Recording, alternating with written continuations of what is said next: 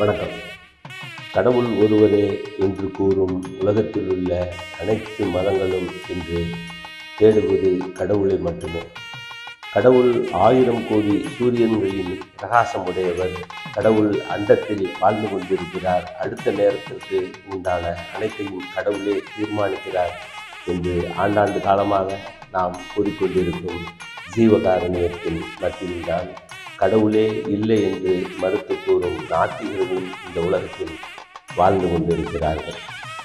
மிகப்பெரிய அமெரிக்க அறிஞன் ஒருவன் கூறினான், சக்தியை ஆக்கவோ அழிக்கவோ முடியாது, ஆனால் ஒரு சக்தியை மற்றொரு ஆற்றலாக மாற்ற முடியும் என்று ஆற்றல் அழிவின்மை விதியை கூறியவன் ஜேம்ஸ் ஃப்ரெல்கட் ஜூல் என்ற விஞ்ஞானி. அவன்தான் உண்மையில் ஆத்திகர்கள் தாங்கி